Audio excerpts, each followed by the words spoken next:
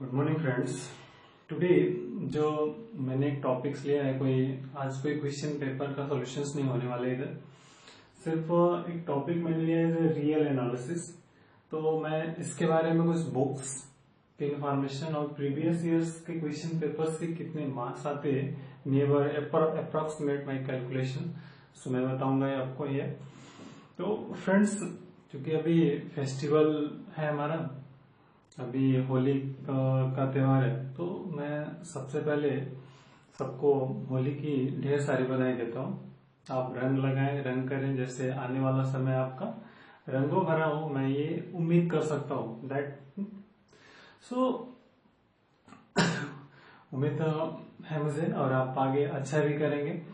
मेरा एक एम जो है फ्रेंड्स में कि ये जो इन्फॉर्मेशन है मैंने जो अपने लेवल से कलेक्ट की है, आपको मतलब जो भी मेरे जैसे फ्रेंड्स बहुत सारे हैं जो कॉलेज से हैं, और उनको ये क्या है, बुक्स के बारे में इंफॉर्मेशन हो। अगर बुक्स की जब इंफॉर्मेशन नहीं होती तो हम क्या करते हैं, हमें कोई वर्क नहीं कर पाते, क्वेश्चंस को सॉल्व नहीं हो पाते, क्योंकि जो हमारे एग्जामिनेशंस के लिए सबसे मस्ट भी इम्पोर्टेंट है कि books is we know the books and inside informations, which is the perfect books and what is your content something, तो must be importance।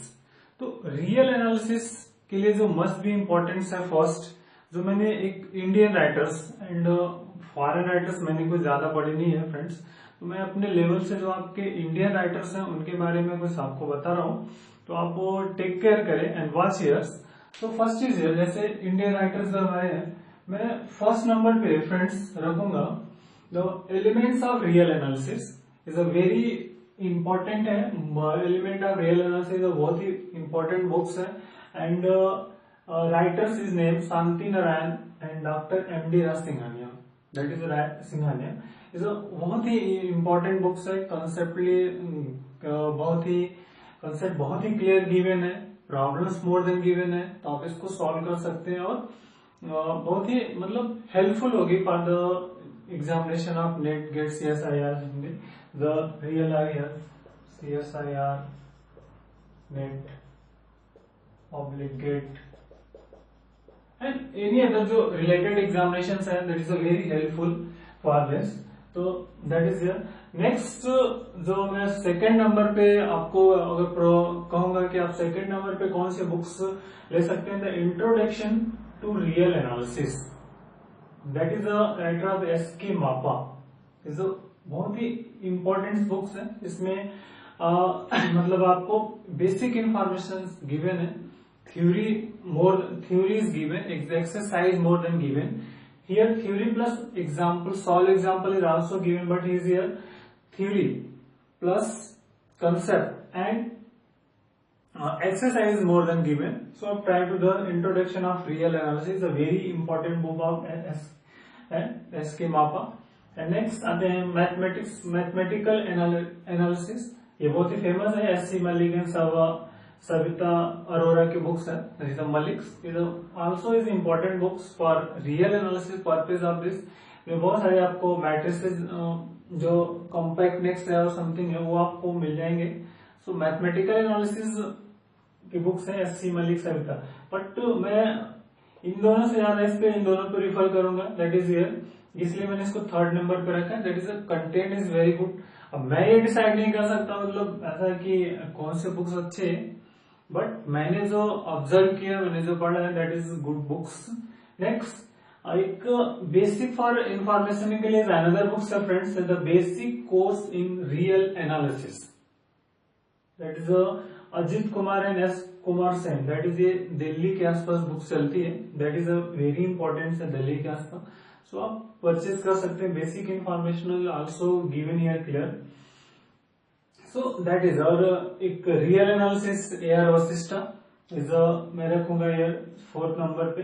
बट अगर आप ये और 3 परचेज करते हैं यार, सो बाकी के लिए रिक्वायर्ड नहीं है, अगर ये भी मिल जाए तो अच्छी बात है, क्योंकि देखिए जो आपका नेट का कंटेंट्स है वो एक ही बुक्स में नहीं मिल सकता है। ऑलवेज रिमेम्बर है कि आपके जो भी नेट या गेट के कंटेंट है वो एक बुक में आपको कभी भी नहीं मिल सकते, अगर मिलेंगे तो बहुत ही थोड़े मिलेंगे, बहुत ही स्मॉल तो आपको मोर देन 2 और 3 बुक्स को मतलब इनकी स्टडी करनी पड़ेगी, उससे ही आपको हेल्प मिल पाएगा।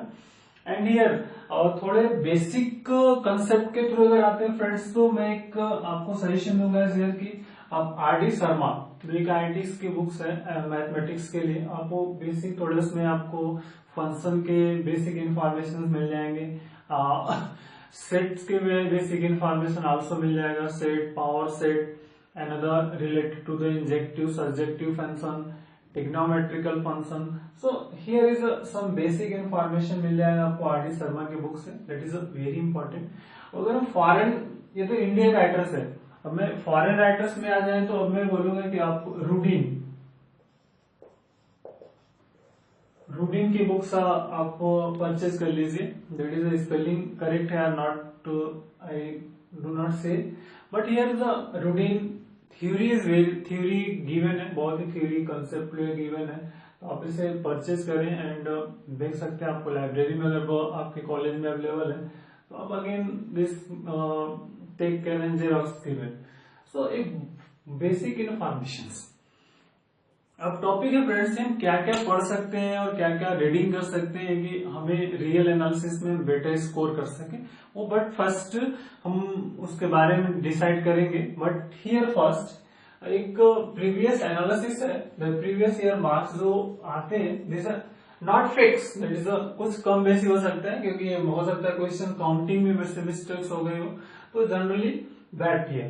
बट एक जनरल ऑब्जर्वेशन देखिए friends, 59 point near about 60 and here is also 60, here 75, that is बहुत ही अधिक क्वेश्चन आया था जब दिसंबर 15 में, तो 75 मार्क्स के क्वेश्चन एंड हियर 65, मतलब एक एवरेज आप मान के चलिए तो 50 to 60 और 65 नियर अबाउट 50, 60, 65, मतलब एक रियल के जो पार्ट्स हैं आप वो इतने मार्क्स के क्वेश्चंस आते हैं, near about 65 to something marks, तो अब 200 का 65 कितने हो गए आप समझ सकते हैं कितने हो गए, you are intelligent, so that case here 50 to 60 marks questions. Yes, that parts में क्या होता है कि एवरेज देखिए यह 6, 6, 6, 6, मतलब पार्ट सी में 6 मार्क्स के क्वेश्चंस रहते हैं, it means 6 3 18 and here is एक लेस देन बाय क्वांटिटी है, सो इज 12 मार्क्स। मतलब पार्ट बी के जो है near about 6 question real analysis से रहते हैं एंड फिर हियर पार्ट सी में जनरली एक एवरेज मान के चलिए 10, दैट इज द एवरेज 10, 9, 12, 10, तो एक एवरेज पार्ट सी में 10 क्वेश्चन रहते हैं, जिनका एक combination that here go to the 50, 60 about is approximate marks of the every year. तो अब एग्जाम को पास करना है और मैक्सिमम पासिंग आपको मान के चलिए 90 to 100 पासिंग, तो आपका पासिंग है 90 to 100, तो अब 90 to 100 में यदि 65 मार्क्स से मिल जाते हैं तो सोचिए क्या है, लेकिन हम 65 मार्क्स अटेम्प्ट नहीं कर पा सकते क्योंकि सब कुछ पढ़ना पॉसिबल नहीं है, तो अगर आपको कम से कम 30 मार्क्स तो अटेम्प्ट करने पड़ेंगे, मिनिमम बेटर 30 मार्क्स, कम से कम 30 मार्क्स तो आपको रियल एनालिसिस से गेन करना ही पड़ेगा, क्योंकि अगर बाकी के अनदर टॉपिक से आप कर सकते हैं 30-30, अगर मान के चलिए हर एक सेक्शन से रियल 30-30 करते तो वो 30 marks near about I here.